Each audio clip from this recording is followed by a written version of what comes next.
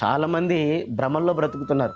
ఎటువంటి భ్రమ అంటే, నేను దేవుని మందిరంలో పరిచర్య చేస్తున్నాను, నాకేంటి ఇబ్బంది, దేవుని మందిరంలో చేపలు తీస్తున్నాను, లేదంటే దేవుని మందిరంలో బాత్రూమ్లు కడుగుతున్నాను, టాయిలెట్లు కడుగుతున్నాను, చెప్పులు స్టాండ్ దగ్గర ఉన్నాను, ఇదే దేవుని పరిచర్య అనుకుంటున్నారు. సేవకులు ఏమనుకుంటున్నారు, నేను వాక్యం చెబుతున్నాను, ప్రార్థనలు చేస్తున్నాను, అనేకమైన మీటింగులు పెడుతున్నాను, ఇదే దేవుని పరిచర్య అనుకుంటున్నారు. కాదు, అది కాదు.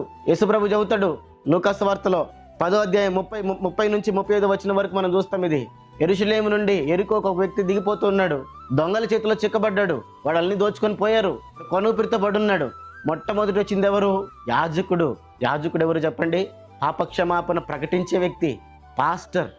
నేటి భాషలో చెప్పాలనంటే దేవునితో మాట్లాడే వ్యక్తి, దేవుని దగ్గర సమాచారం తీసుకొచ్చే వ్యక్తి, మందిరంలో పనిచేసే వ్యక్తి.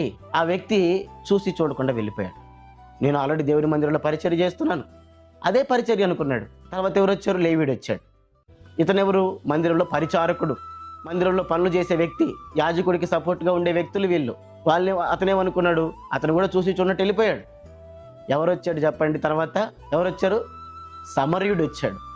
సమరయుడు వచ్చి అతన్ని పూటకూళ్ళ వాని ఇంటికి తీసుకెళ్ళి అక్కడ తనకు కావలసినవన్నీ సమకూరుస్తూ వచ్చాడు. యేసుప్రభు అడిగాడు, ఇంతకీ ఆ దొంగల చేతిలో చిక్కబడిన వ్యక్తికి పొరుగువాడు ఎవరు అంటే సమరయుడు. ఏం చెబుతున్నాడు యేసుప్రభు అంటే, అక్కడ దేవుని సేవకులలో, దేవుని పరిచారకులలో, దేవుని బిడ్డలలో ప్రేమ లేదు, అన్యుడిలో ఉంది ప్రేమ. అన్యుడు చేస్తున్నాడు ఆ కార్యక్రమాలు. ఈరోజు మనం చూడట్లేదా?